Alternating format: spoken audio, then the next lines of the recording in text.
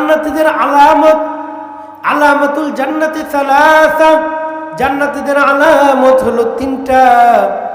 এর মধ্যে একটা গুণ হলো যু সুলতানিন মুকসিতুন মুতাসাদ্দিকুন।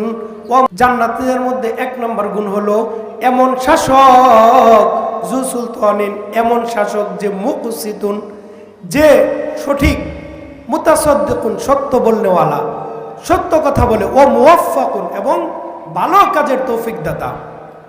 জান্নাতি ব্যক্তিদের মধ্যে এক নম্বর গুণ এমন ব্যক্তি যে শাসক, সৎ কাজ করে, ভালো কাজ করে, সত্য কথা বলে এবং সৎ কাজ ভালো কাজের তৌফিক পায়।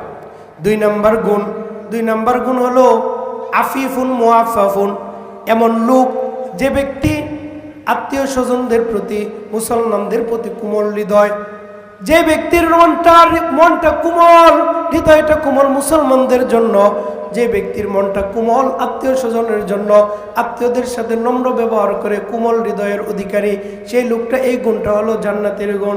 3 নম্বর গুণ হলো এমন ব্যক্তি যে ব্যক্তি আল্লাহ তাআলার ইবাদত করে, পরিবার পরিজন নিয়ে চলাচল করে, কিন্তু বিপদে আপদে ধৈর্য ধারণ করে, কারো কাছে হাত পাতে না, কারো মুখাপেক্ষ হয় না, একমাত্র আল্লাহ তাআলার কাছে চায়। এই 3টা গুণ হলো জান্নাতীদের গুণ। কারণ আল্লাহ তাআলা কোরআনের মধ্যে বলেছেন, ইন্নামা ইউওয়াফাস সাবিরুনা আজরুহুম বিগাইরি হিসাব।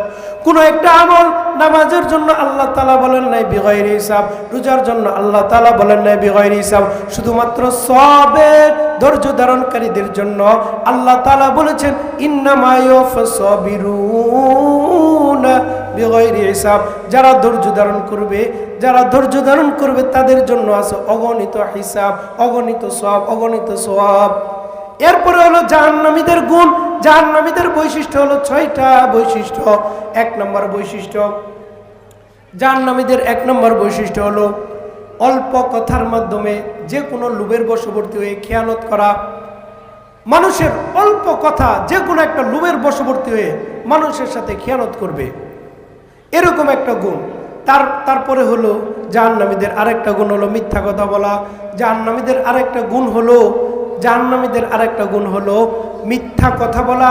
তারপর আরেকটা গুণ হলো কাউকে দোষারোপ করা, তারপর অশ্লীল কথা বলা ইত্যাদি জাহান্নামীদের গুণ। তাহলে আজকে যে আমরা এখানে আছি, এখানে আমাদের কোনো অশ্লীল কোনো কাজ আছে? অশ্লীল কোনো কাজ নাই। আমরা অন্তরটাকে কোমল করে এই মাহফিলে আজকে বসেছি। এই জন্য আমরা যদি হৃদয়টাকে কোমল করে রাসূলুল্লাহ সাল্লাল্লাহু আলাইহি সাল্লামের একটা গুণের অনুসরণ করতে পারি, রাহমাতুল লিল আলামিন, যিনি বিশ্ববাসীদের জন্য রহমত ছিলেন, আমরাও যদি বিশ্ববাসীদের প্রতি দয়া প্রদর্শন করতে পারি, তাহলে আমরা রাসূল সাল্লাল্লাহু আলাইহি সাল্লামের এই গুণের অধিকারীর কারণে আল্লাহ তাআলা আমাদেরকে আল্লাহ তাআলা জান্নাতের মেহমান বানায় দিতে পারেন। বলেন না ইনশাআল্লাহ।